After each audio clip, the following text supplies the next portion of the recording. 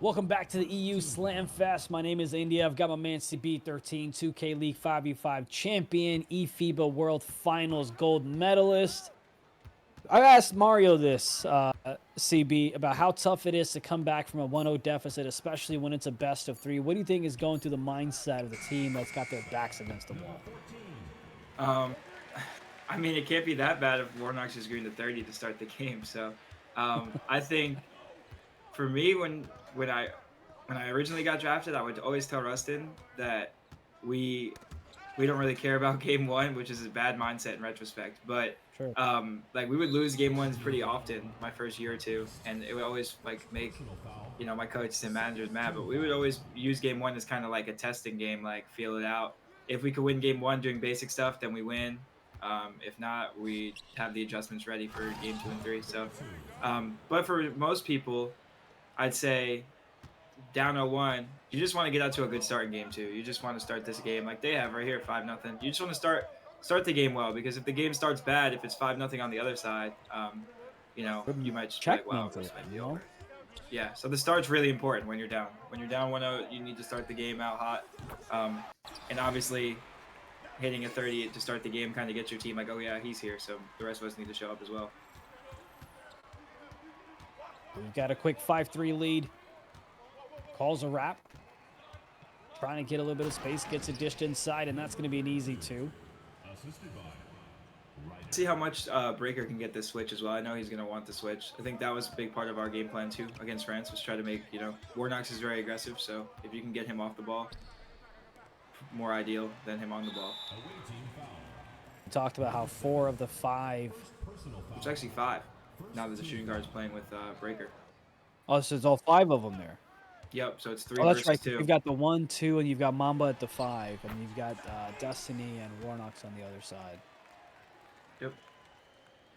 So there's got to be a lot of and it's cool that it's broken up like this, in my opinion, because it's like, offensive side versus defensive side. So there's definitely a lot of bragging rights on it. Like, instead of it being, point guard and Like, hey, I lockdown. carried you. Yeah, like instead of it breaking out to be like point guard and power forward on one team, and then like shooting guard, small forward, and center on the other. It's like a perfect divide, if that makes sense. Nah, I totally get it. Totally get it. As he knocks down the 3 from the left side. See if this ends up being a back and forth ball game, or if it ends up being a bit of a blowout like the other one. Chat, let me know who you've got in this one. If you're on Team Breaker, if you're on Team Waarnocks. I think ultimately, I feel like the head coaches and the GMs want to see as much film as possible on Waarnocks. Yeah, I'm excited to see where he goes. I don't know. Some mock drafts have had him in the 30s, but I also can see him going earlier. I can see a team taking him, like a non-Duke's team taking him.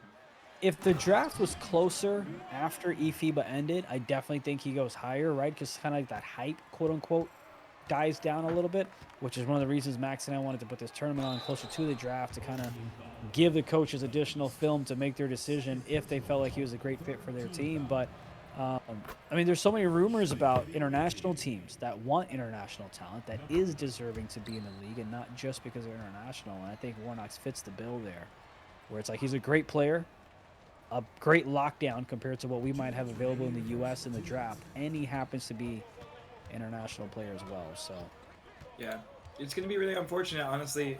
That's the position I feel the most, I guess, bad for, is because there's not that many positions, and there it's is, like I would 4, say, I think 3 or 4, nothing I crazy. think it might be 4 or 5, and I want to say there's 7. There's like 7 or 8 players that are good enough to play in the 2K lockdown in the pool. So it's tough. Hey man, let's see who has the best mixtape that gets him drafted. Yeah, I mean, I definitely would have attacked it differently if I was a lockdown. I would try to show that I can play the 4 as well, just because. I think dude, if I was a lockdown, yeah, you could play the 4. I think they should have done what Bag Motion does. Just put out those like, hey, I have the IQ and I don't just make an impact by locking down the point guard. Yeah, but I do the little things, like set a pick when your boy's trying to have a fadeaway 3 off the corner. You know what I mean? It's those little things that kind of get the job done. Nick won't be here till later on. Definitely got to try to attack it in a unique way, because all of them are just posting the same mixtape. By the same editors. Yeah. That's a big 41 right there by Breaker. Yeah, I think it's gonna be hard for lockdowns, honestly, to get picked, and a lot of it's gonna be about fit and, like, I don't know, a lot of the stuff you can't really control. So. Trying to get out of the space a little bit. JLB. He knows what it's like to play in the big games. Gets it back outside. Backs. Over to JLB. He's going to take a shot from the top of the free throw line. Load up at the midi. That's tough. What do you think the toughest shot is for a guard? Whether you want to talk about in this, pro-am game or in the league. Because to me, it's IQ-wise, and I don't play, so you can tell me how wrong I am. It's the midi, because to me, you have to make a split-second decision, kind of like right there. It's like, hey, am I going to attack the paint and get the animation and get blocked, or am I going to just pull up a midi and hope the center steps up a little bit so that my guy can get the offensive board? There's a lot of thinking there. That's my thought process, but what do you think is the toughest shot for a point guard to take in the game? Before I answer that, I just saw something that I liked from Waarnocks as well, even though the other team scored. He went and boxed out the center there regardless. The center hit the right corner, so that was a free, and Waarnocks dropped from the left wing and went and met the center at the free throw line.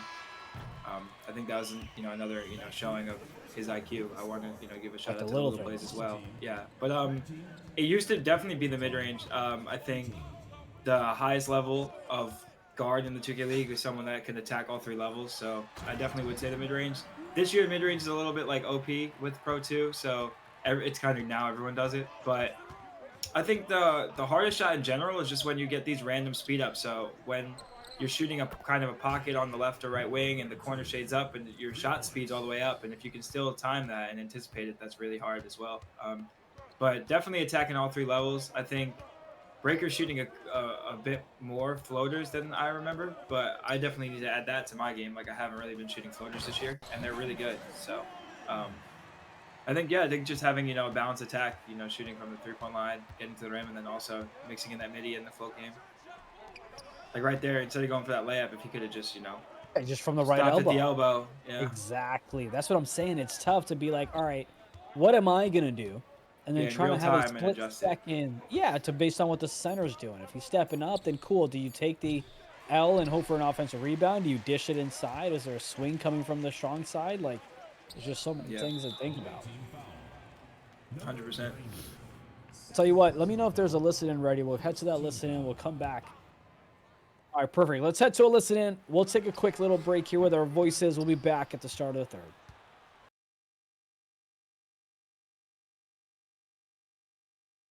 Yeah, I'm glad you're pointing out those little...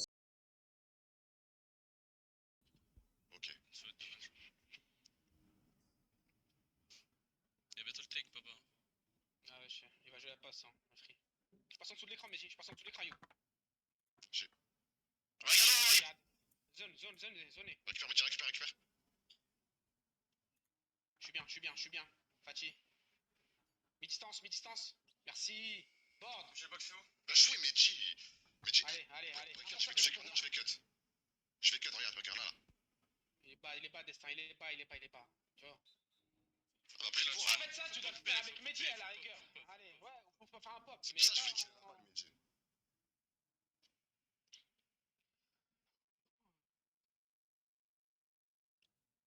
Oh là là.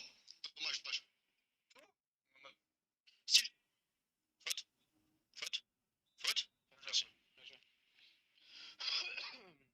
T'as une faute là, hein. T'inquiète. Hein. Zing, va pinch, il monte. Bloc 45, bref. Zing, va, Meji monte. Trop d'argent pour reprendre.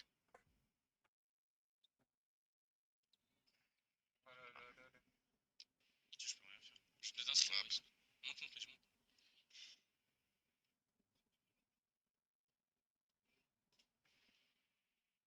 Bien joué. Il les a. Hein. C'est vraiment tout ça. Bien joué, Breaker. Bien rattrapé. Bien joué, Breaker. Allez. Il les a vraiment tous, hein. Et j'ai l'impression que Destin, il reach hors timing, vraiment. Mais fais attention quand même. On marque, vas-y, go. Oh, wesh. J'ai rien fait, gros. Il nous reste une faute. T'en as 3. Hein. Bah ouais, mais t'es mal vu, il me fait quoi, frère? Voilà, vas-y. Ayoub.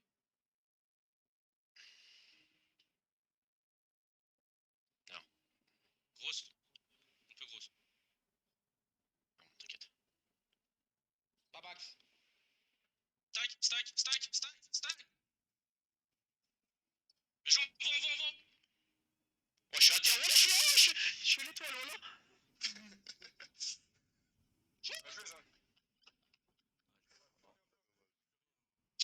Bah, tire pas. Vas-y. C'est pas back. Vas-y.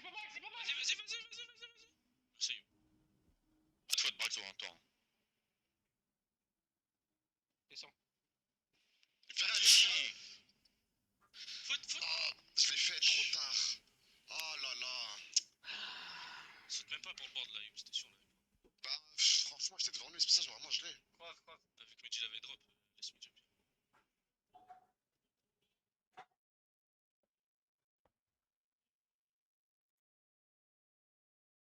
Moi j'aurais pu faire encore. Oh! Go jouer corner. Quoi? Ah ouais, je voilà. Vas-y, c'est pas grave. Ah, vas-y, go. Pas de son breaker. Switch pas.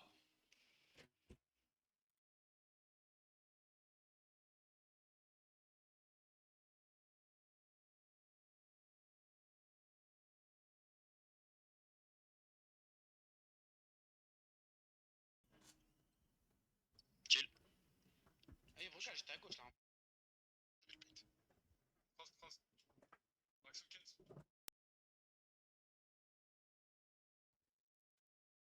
Je change boule à 5. Regardez. Tu l'as. On a une faute ou pas? Allez, oui. comment? Chill. Change de mail screen. Prends middle.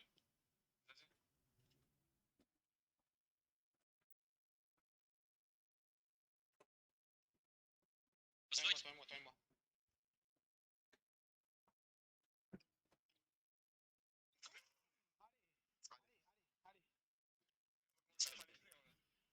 Vas-y, c'est à toi de l'école. Oh là là, Braxo.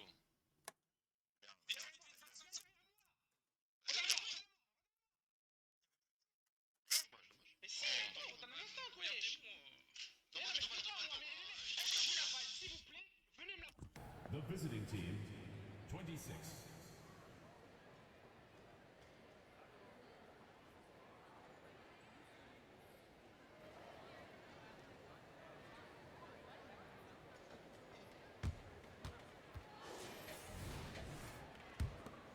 Welcome back to the third quarter of this game two. What'd you think about the comms on that one, man? They seem really active. Obviously, I'm not fluent in the language, but it definitely seemed it seemed very active.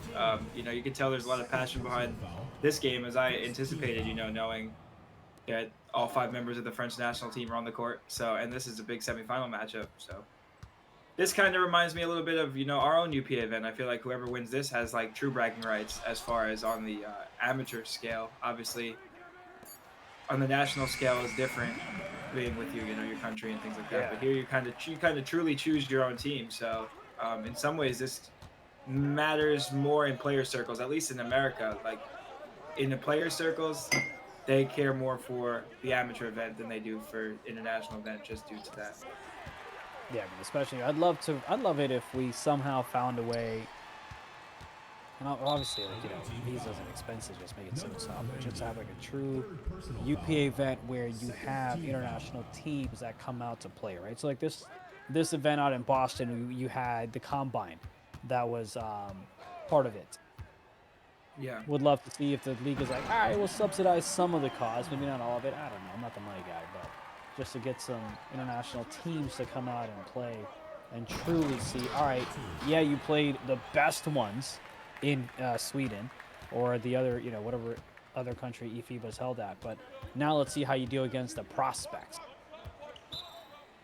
Yeah, no, 100%. I think also that's another unfair thing that, you know, if you watch us play on against American teams leading up into the event, we were, you know, doing some of the similar things that we were doing to international teams. So I don't know why one would get, you know, criticized for that. Like, we literally started games against top players. Like, we played against Chalk and Tutak at the time. Everyone was saying they were zenning. We started the game like 30-3 against them. Like, we had a crazy roster. So I don't think that, you know, international prospects should be criticized for, you know, and even Philippines and France at points had leads. Like, a lot of these American teams we played did not ever have a lead in the game. So that's a big difference for sure. I think they definitely have, you know, the talent to compete. I remember the Philippines, when they started off hot, I was like, I know that will bounce back, but it's still got a little scary. You know? Philippines at the next, whenever that next event is, I think they definitely have a shot. They have a lot of guys that they really want it. In talking to those guys, like they really, really want to be, the best team they could possibly be. The first scrimmage we played against them too was really bad in their favor, and they came back. And shout out to Chris from Nets GC. He was helping out with their strategy and things like that, and they were just Shout out to, what is it, a way. 3-2 defense, right? Yeah, they ran a 3-2 defense. They ran some good stuff on offense as well. I mean, their point guard is very knowledgeable, smart guy. So I think they definitely are. I don't know if you can even say sleeper because they made the semifinals, but they're definitely a team to watch for in the next international event. Definitely. That's the thing. Like they kind of showed their hand a little too quick in scrims, instead of just kind of like throwing in for a surprise. Nonetheless, though, we've got about 2:26 left in this one. 10-point lead here. Gets it to the left side. That one's going to be tipped, but gets it over to JLB. Mamba tried to get the steal, couldn't get it. As Breaker and company's looking to complete the sweep, which would have both of our semifinals get the sweep, and of course, then we'd have our finals tonight as well. We'll be joined by Nick Gartrell.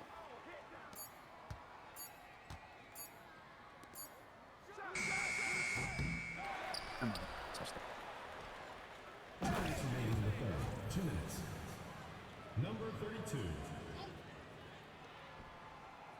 32. No, y'all have made the announcement. Okay, cool. I was trying to recall if you made the announcement of your head coach or not. It took me a second. Yeah. To see if it was official. I was like, wait, has it been? Yep. Should be fine. I feel like he's got a lot of pressure to be like, all right, we just won a championship, so you can't come do anything else. You can't do nothing less than that, at least. It is and isn't. I think hiring Len was a great idea, just in general, just because he's been in the league for a long time, so he knows how to operate. At the end of the day, like the coach can't pick up the controller for you. So like if Len puts together a great game plan in the playoffs, I throw the game. I mean, it's not really on him. I'm the one making the decisions. And I think a lot of times with Gen G, they always finish well in the regular season, at least the last 2 years with Gallo as their, star player. But then something just didn't go well in the playoffs. And I don't know if that's really on the coach. I think a lot of the times it comes down to the execution of the players. Like, I even noticed that in my real life. I coach 7th graders, and you can say one thing and they can choose to do whatever they want. I think it's the same thing. It's even worse in the 2K League, I believe, because a lot of people think, oh, what am I listening to this coach for? Like, Yeah, I'm the way ego better than gets him at in the there. game. Like, when that stuff doesn't really matter. I mean, Mike, not to really dwell too much on Mike, but like Mike literally didn't even have 2K downloaded when he first got his job with the Warriors, and now like he knows so much about the game and things like that. Like, and that's not even from playing. That's just from being a very smart individual and just like working towards it. And I think in Len's case, Len came from playing the game, and he's been in the league for 4 or 5 years now. So I think it's a perfect fit. He's had prior relationships with a couple guys on our team, so it should be a lot of fun. Excited to see what he does. Especially you've got the Dimer pipeline, you want to call it that. You've got Fox over there. You've got Josiah. Now you've got Lens.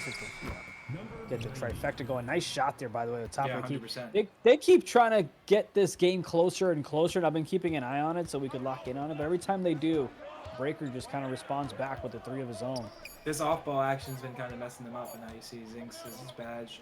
Yeah, Zinks has knocked down a couple of them. Obviously misses that one, being 100% smothered, but the backcourt on this side is just the French national team backcourt is just kind of outplaying the other backcourt. That's really what's coming down to. I don't think that Destiny and Waarnocks defense has necessarily been bad. I think it's been fair. It's a big-time dunk. He's got to have How in the world did that not get blocked? It just looked like it was primed to get blocked or by the rim or something. Finishes at the rim. Figure out what animation that was. That looked kind of nice. Yeah, go ahead and clip it and ask him later on. That should be a stop. There you go. They got a chance. Don't let him foul you on the break. Plenty of time as he dots it to the right side. Waarnocks with the 3. Those corners will not miss. You might as well just take it out of the net. So Waarnocks and Destiny, there's no way. Like literally no chance they're gonna miss open shot. And just like that, it's a 5-0 lead to start things off in the 4th quarter, which cuts the deficit down to 3. We've got ourselves a good one. You were asking for it. Now here they go. Down 3. There we go. I mean, calling blowouts is obviously not fun because then you're just kind of, talking about other topics that you want to discuss, like a podcast. But Zinks Tries to get a little bit of space Gotta from make him Mamba. shoot He the ball had here, it. yeah. Yeah, I thought he had this little bit of a shot. Corner once again knocks it down. That point guard, I mean, he was there, but just, you know, short. He moved a little And bit. That's what yeah. happened. He moved a little bit and got caught flat-footed. And these are tall players in the corners too, 6'7", 6'8". They're only 6'2", so. Oh, like I said, you better get back. There's not gonna miss open. There's literally 0% chance. But right now, I mean, Waarnocks' team has a lot of momentum. They can't give up catch and shoots right now. You have to make the guards create. Breaker seems like he's calling a lot of off-ball stuff, so he must not have that much takeover. The shooting guard, Zinks' takeover is gone, so he's got no takeover. They got to shoot right here. Have to. You see they're running more plays. Gotta get the open man. Yeah, Get you a got to little more make the guards create right now because we have all the momentum and they have no take. If he hits it, he hits it. You gotta live. If that's a great midi. It's probably in. Oh, see, no takeover. And that's kind of like the IQ that I feel like you can't see from the box score, right? We talk clear about path the foul. Look at that. They gave him a clear path. Oh, that sucks. Wow, so now they have a chance to take the lead. No, for sure. I think that was a big part of. Oh, that's a tough miss. But are we down to? When we ended up getting C's, like a lot of the same things I'm saying right here in real time. Obviously, my job's not defense really. I just kind of guard the corner, but C's thinks to the same like level. So once we ended up getting him, I literally never say a word to him, to be honest with you, because I'm pretty much in agreement of what he's thinking. Especially now with him having lock badge, now we are sitting in the paint. Like, please, make him beat me. And here's a good same thing here. Like, we need to see him score. Good D. They try to, and in the paint they get blocked. And here's a chance to go and run the fast break, and he just lays it up, scoops it up, and now it's a 2-point lead as they look to push it to a game number 3. 13-3 run. Big time. 2:30 left to go in this one. Breaker. Looks like every time looks like he's close to losing the ball, but he holds on to it. Gets it out to Mamba from the top, and he misses. You see on the top right as well, he's got 6% takeover too. He's got no take. They have no momentum. None. So what are you doing in this case? You're just continuing to play defense? You're calling timeout? What are you trying to do here? We have 2. I don't really want to use one yet. I mean, if they score here, I would use one. If I was on their team. It might be in. I'm telling you, that kid does not miss. Now I would call one. He closed out. It was 32% covered, but he still finds a way to knock it down. And now all the badges are going. And they still did not call timeout, to your point. 16-3 run, floater. Oh, and that's going to get swatted. Yeah, so you got to call timeout, no question. It's 16-3? They have no momentum at all. Bro, that's crazy. Literally no momentum at all.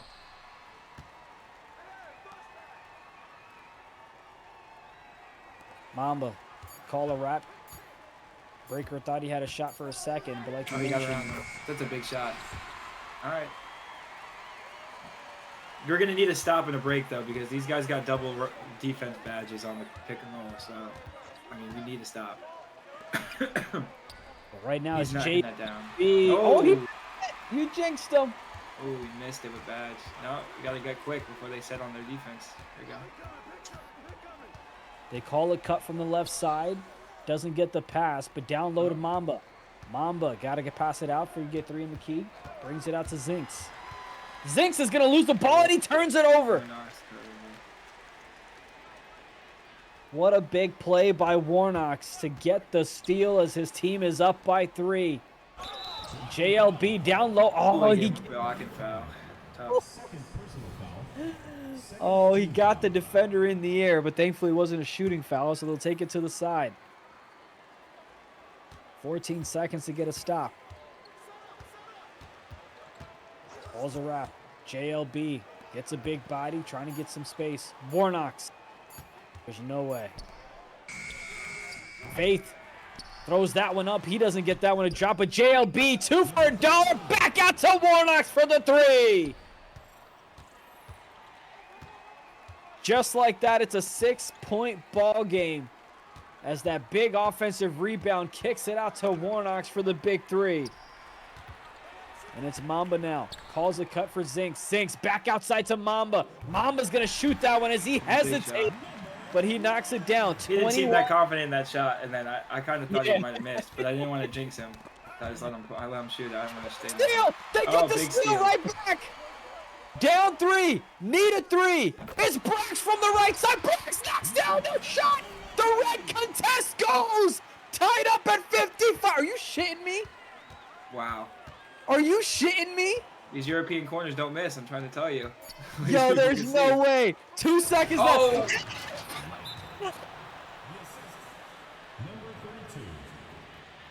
He calls the alley-oop from the big man to the little fella. I'll say it again.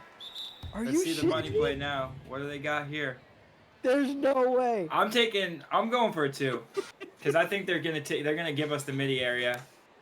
I would catch the ball in the mid-range, honestly, take a dribble and try to lay it in because everyone's gonna jump at the catch. Like, you have time, but we'll Well, see here what we they do. go. Here's the inbound. Do we see a game 3? They get the catch. Zinks with the shot. Zinks with the miss. And we're headed to a game number 3 thanks to an alley-oop from the big fella to the little guy.